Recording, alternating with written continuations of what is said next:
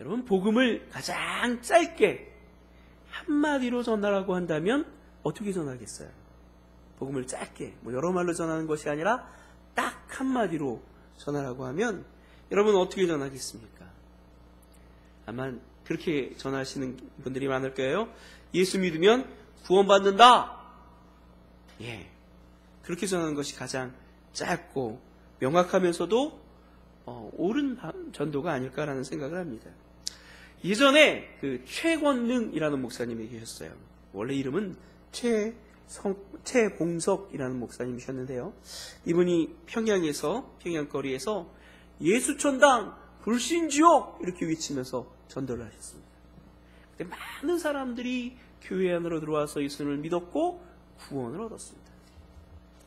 참 좋은 전도법이죠. 예수천당 불신지옥, 짧지만 명확하고 분명한 전도예요. 그런데 성도들이 이 말만 듣고 이게 복음의 전부라고 생각한다면 그것은 착각이고 오해입니다. 만약에 예수천당 불신지옥 이 말 수준에서 복음을 이해한다면 많은 성도들이 도덕적 해이에 빠지고 말 것입니다. 무슨 얘기냐면 예수 믿으면 구원받고 천당 가고 예수 안 믿으면 지옥 간다. 이 땅에서 어떠한 삶을 사든지 예수만 믿으면 구원받는다. 이런 생각 갖고 있으면 예수 믿는 사람들이 마치 면죄부라도 받은 것처럼 죄책감 없이 함부로 죄짓고 함부로 육체의 욕망을 탐하며 살아가지 않겠습니까? 도덕적 해이에 빠지는 거죠. 내가 이렇게 죄짓지만 주님은 내 죄를 다 사하여 주셨고 용서하셨기 때문에 나는 구원받을 것이다 라고 하는 확신이 그로 하여금 더 타락하게 만들 거예요. 그 대표적인 예가 어떤 분입니까? 우리가 흔히 알고 있는 구원파라고 했던 그 분들이죠. 얼마 전에 왜 유병원 씨가 이끌던 구원파가 굉장히 큰 문제가 돼서 유병원 씨도 또 이제 굉장히 비참한 죽음을 맞이했고 또 그 이단도 굉장히 큰 어려움을 겪었던 것을 우리가 텔레비전으로 보았습니다. 잘못된 믿음이 낳는 결과예요. 예수만 믿으면 구원받는다. 그러면 우리를 구원하는 참된 믿음은 무엇일까요? 우리는 어떻게 믿어야 구원을 받을 수 있을까요? 여기서 우리가 질문해야 될 중요한 질문은 과연 참된 믿음이란 어떤 것인가 하는 점이에요. 참된 믿음이란 어떤 것일까? 단지 예수님에 대해서, 하나님에 대해서 알면 그게 참된 믿음일까요? 예전에 영지주의라고 있었어요. 영지주의.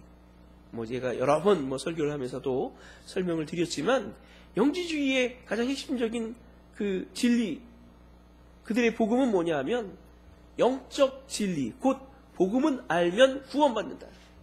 아는 것이 곧 믿음이다 이렇게 생각을 했죠. 그래서 영적 진리를 알면 영적 진리를 알면 구원받는다. 영적인 어떤 예수 그리스도께서 십자가에 못 박혀 죽으시고 그로 말미암아 우리가 구원을 받는다고 하는 그 사실에 대해서 알면 구원받는다. 물론 여러 가지 이단적인 요소가 있었지만 그 영지주의의 핵심적인 어떤 구원의 요소는 바로 그런 거였어요. 그런데 과연 그러하냐는 말이죠. 그거 아니죠. 야고보서에 보면 그런 말씀이 있어요. 너희가 하나님이 계시다는 사실을 알고 믿느냐? 잘하는도다.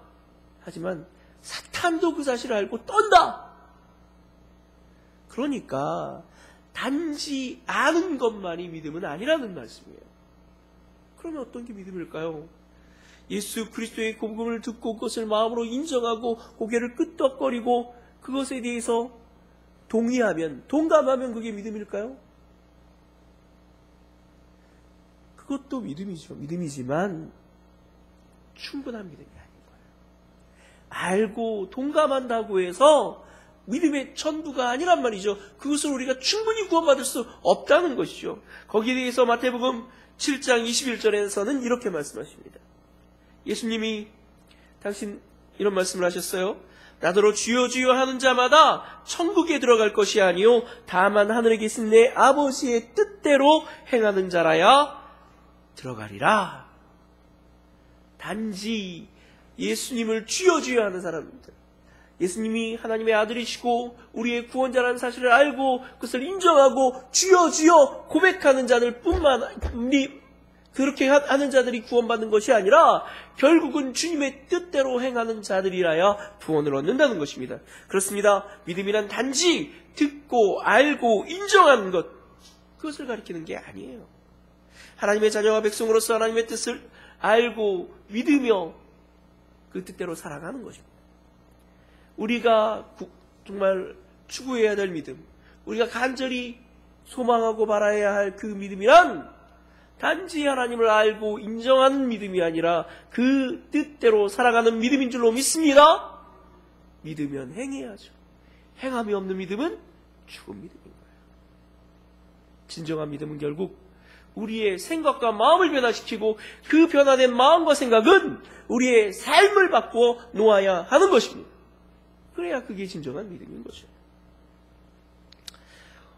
그래서 저는 오늘 본문을 통해서 과연 구원하는 참된 믿음이란 어떤 믿음인가에 대해서 함께 생각해 보려고 합니다. 오늘 본문에는 두 사람이 등장하죠. 대표적인 두 사람, 한 사람은 예수님을 초청했던 바리새인이에요. 또 한 사람은 그 집에 느닷없이 들이닥쳐서 예수님께 향유를 붓고 그 머리로 그 발을 씻기며 눈물로 그 발을 적셨던 한 여인입니다. 근데 여기서 한 여인은 칭찬을 받았고 그 바리새인은 칭찬받지 못했어요.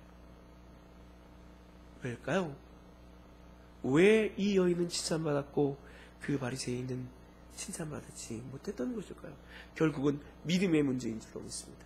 과연 이 눈물로 예수님의 발을 적셨던 이 여인의 믿음이 어떠했기에 주님은 그를 칭찬하시고 그가 구원받았다고 확증해 주셨던 것일까요? 오늘 여기에 대해서 함께 생각해 보려고 합니다. 첫 번째로 우리를 구원하는 참된 믿음이란 어떤 믿음이냐? 바로 자신의 죄를 깨닫는 믿음인 줄로 믿습니다. 자신의 죄를 깨닫는 믿음. 이 믿음이 우리를 구원하는 거예요. 오늘 본문에 등장하는 바리새인 시몬과 주인인 여인은 이면에서 대단히 다른 점을 보이고 있습니다.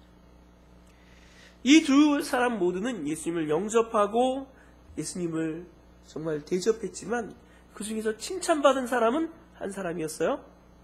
바로 이 여인이었습니다. 죄인인 한 여인이었어요.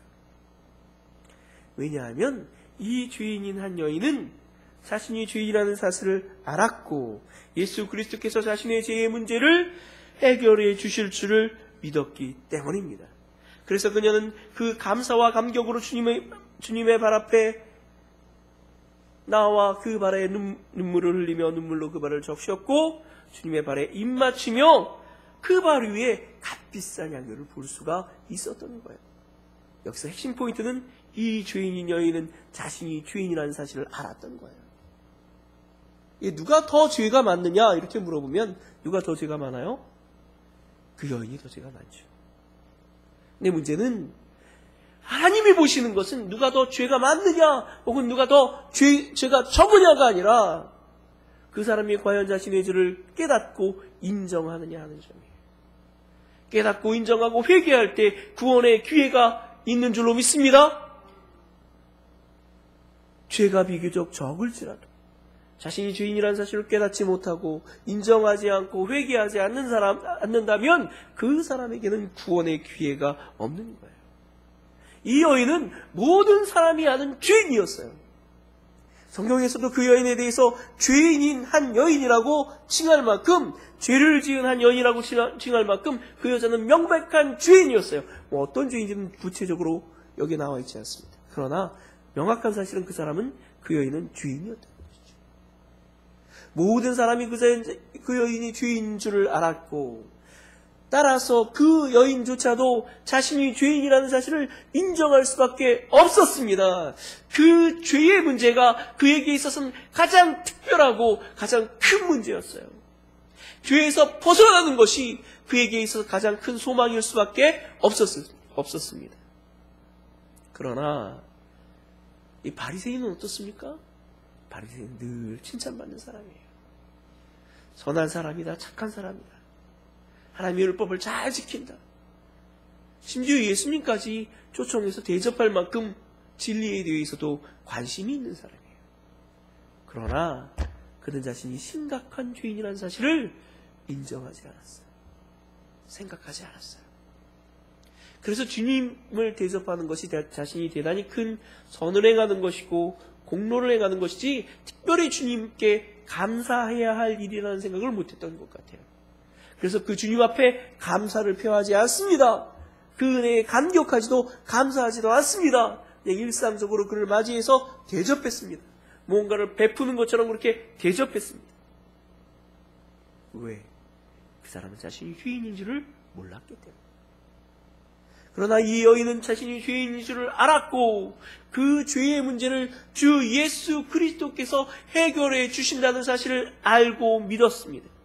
그래서 자신의 죄가 그 죄의 주 예수 그리스도로 말미암아 사함을 받고 용서함을 받았다는 사실을 알았고 그 은혜에 감사하며 감격하며 그 앞에 나온 거예요. 그래서 그 주님께 감사할 수밖에 없었고 그 주님 발 앞에 눈물 흘리며 극진히 그 주님을 높일 수밖에 없었던 거예요. 향유를 부었고 자신의 머리털로 그 발을 씻겼습니다. 무슨 의미입니까? 자신은 그 주님의 발을 감당하기에도 부족한 지극히 낮은 자라는 거예요. 여인에게 있어서 머리털 얼마나 존귀한 것입니까? 우리의 몸에 있어서 가장 높은 곳이 어디예요? 머리죠. 우리의 온몸은 머리의 지시를 받아서 움직이지 않습니까? 그래서 우리가 흔히 제일 높은 사람을 뭐라 그래요? 우두머리. 최고로 높은 머리라는 얘기예요. 머리가 제일 높죠. 근데 그 머리 중에서도 가장 높이 있는 게 뭐예요? 머리카락이잖아요. 그렇죠? 그 머리카락으로 주님의 발을 씻긴다는 건 마치 그 발 아래 자신의 머리를 놓는 것과 똑같은 거예요. 그럴 만큼 자신을 낮춘 겁니다.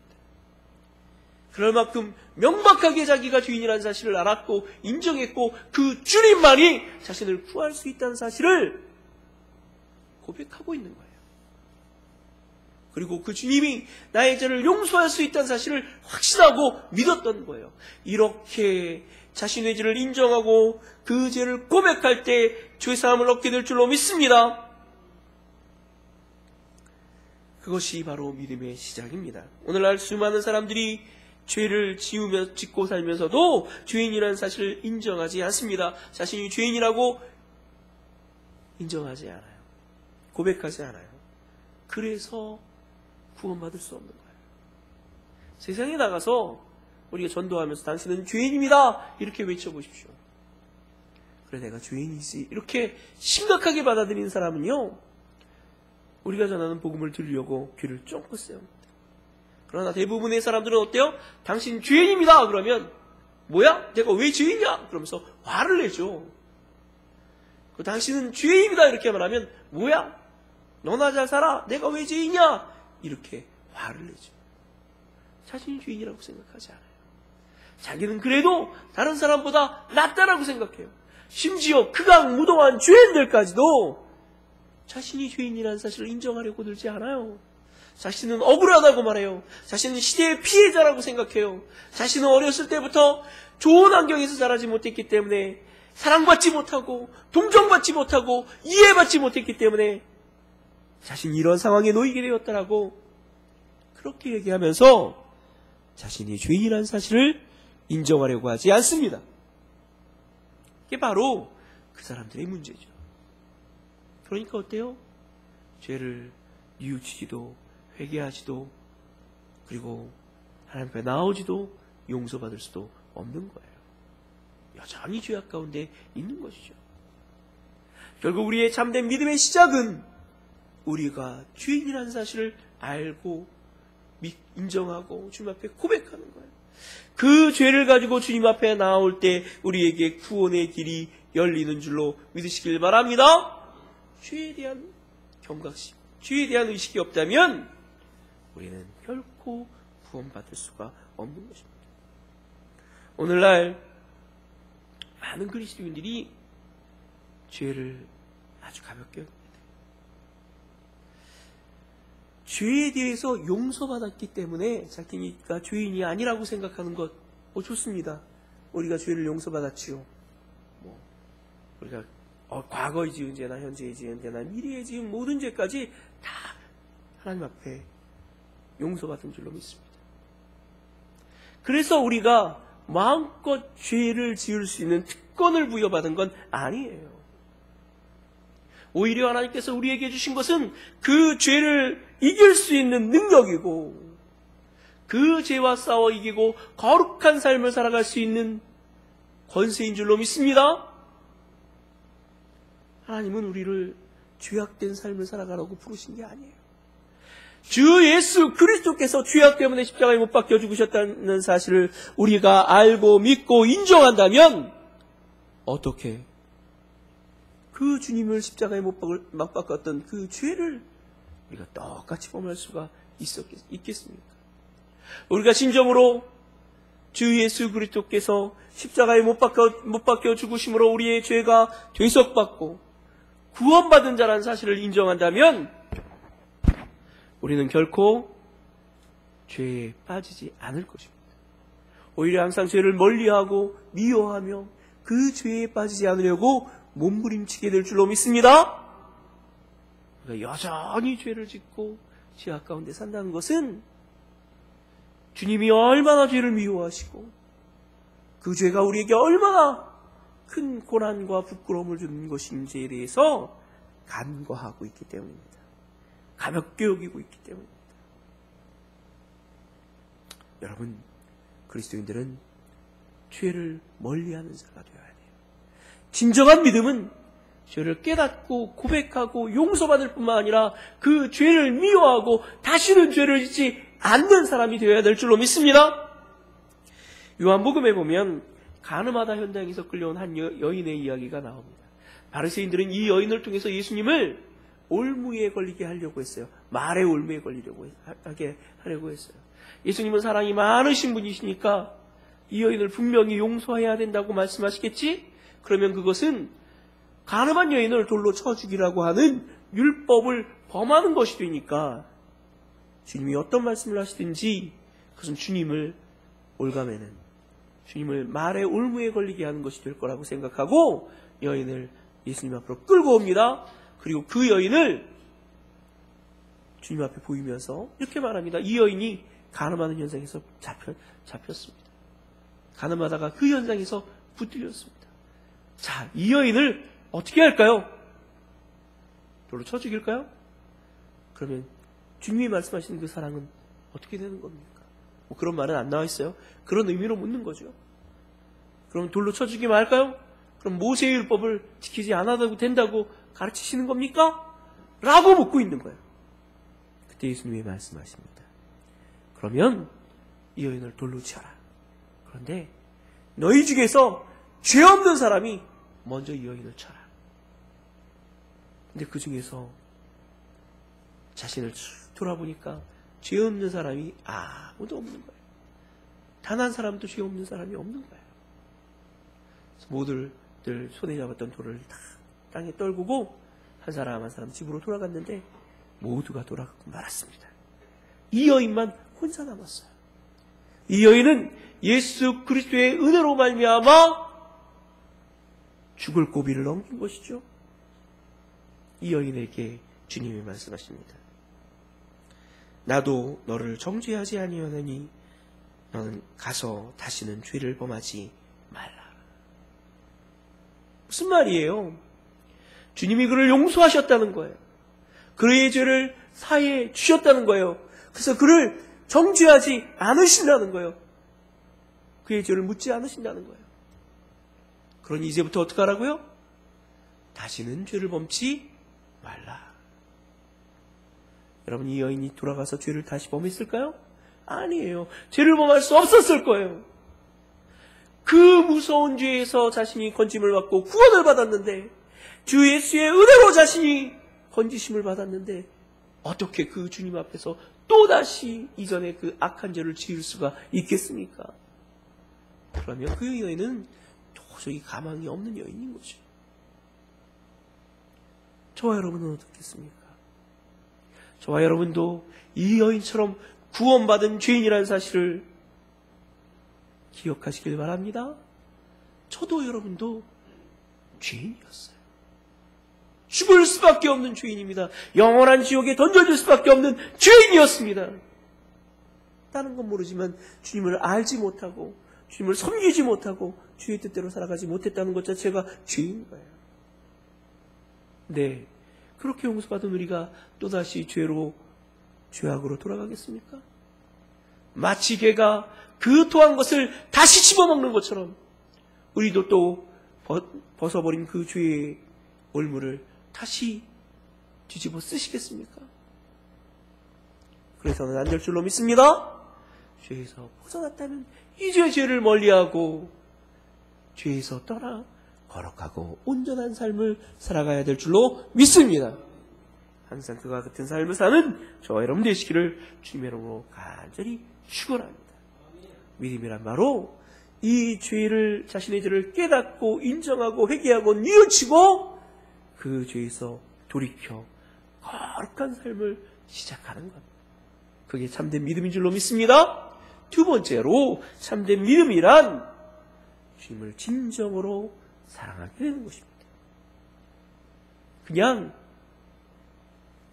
나를 구원해 주셨으니까, 나를 건져 주셨으니까, 고마우니까 그냥 섬기는, 아니면 나를 구원해서 천국으로 이끌어 주시니까 거기에 대한 응당한 책임으로서, 응당한 의무로서 주님을 섬기는 그런 믿음은 진짜 믿음이 아니라는 거예요.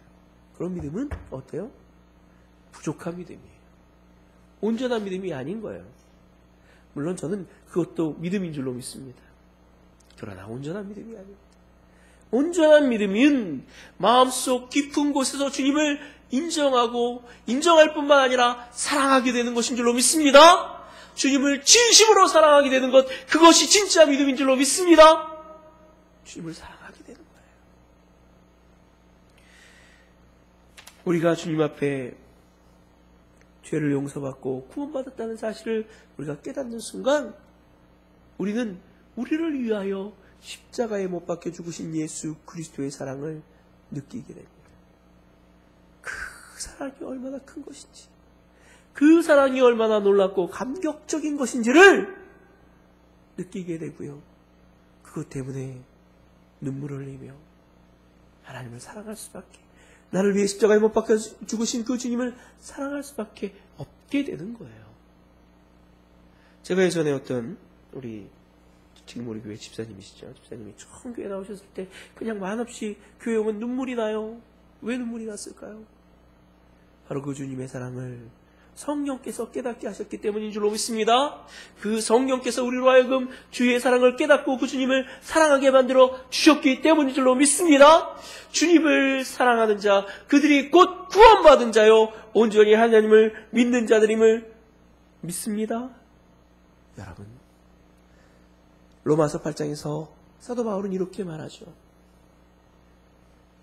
하나님을 사랑하는 자, 곧 그의 뜻대로 부르심을 입은 자들에게는 모든 것이 합력하여 선을 이루느니라.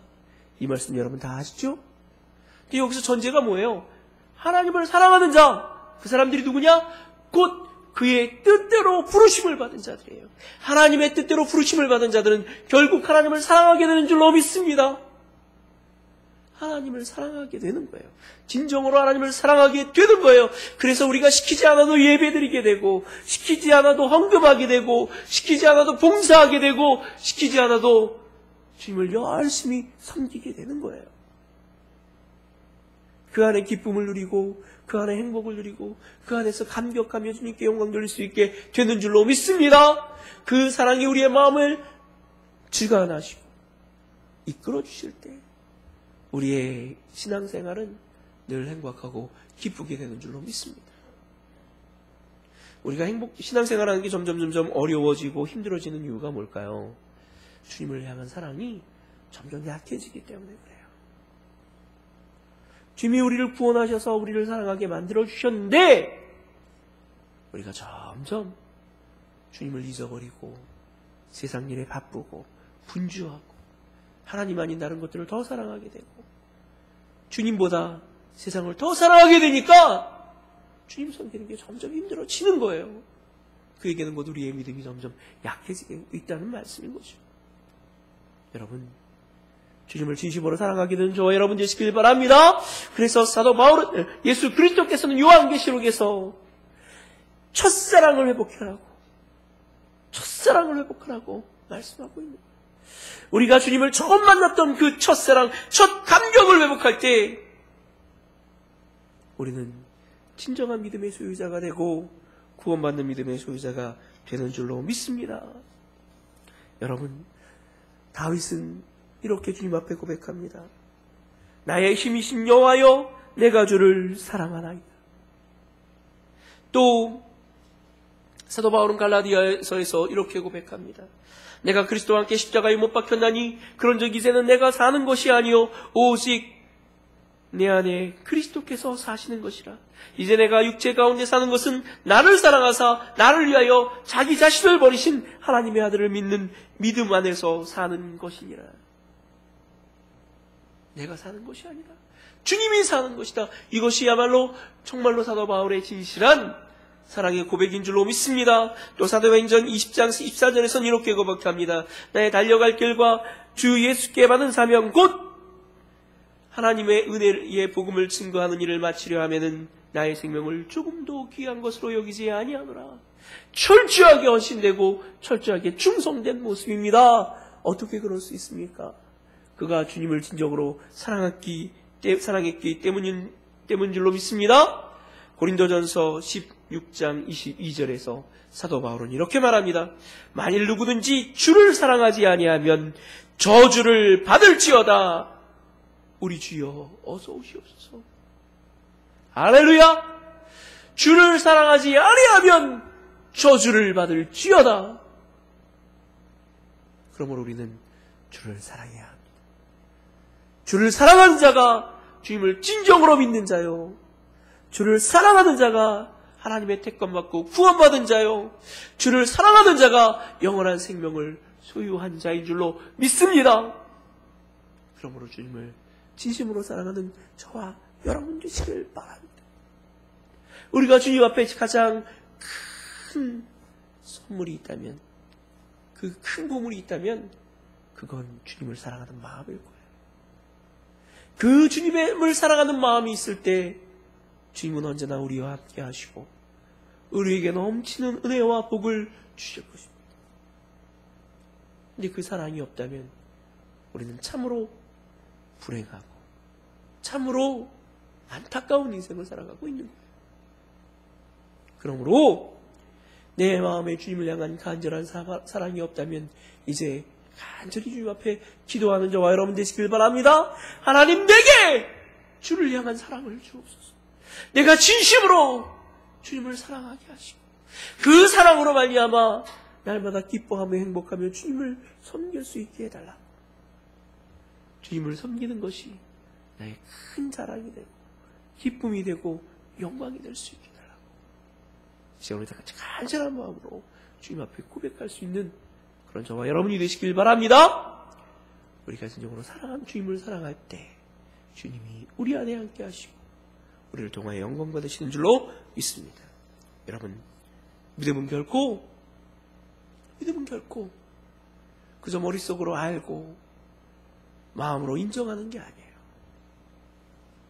그거는 결코 참된 믿음이라고 말할 수 없습니다. 믿음이란 자신이 죄인임을 고백하며 처절하게 그 죄를 하나님 앞에 인정하고 그 죄에서 떠나 거룩한 삶을 시작하는 것입니다. 내가 원하는 삶이 아니라 주님이 원하시는 삶을 살기 시작하고 나를 위해서가 아니라 온전히 하나님을 위해 살기 시작하는 것인 줄로 믿습니다. 그리고 하나님을, 그리고 우리 주님을 마음을 다하고 뜻을 다하고 힘을 다하여 진정으로 사랑하는 자가 되어야 될 줄로 믿습니다. 그럴 때 주님이 우리 안에 함께 하시고 우리를 통하여 영광 받으시고 우리를 통해서 하나님의 크고 놀라운 의의 역사를 이루어 주실 것입니다. 언제나 하나님을 진심으로 믿고 섬김으로 이 땅에서도 항상 주 안에서 기쁘고 행복한 삶을 누리다가 마침내 영원한 천국을 소유하게 되는 저와 여러분 되시기를 주님 여러분과 간절히 축원합니다. 이 시간으로 다 같이 기도합시다.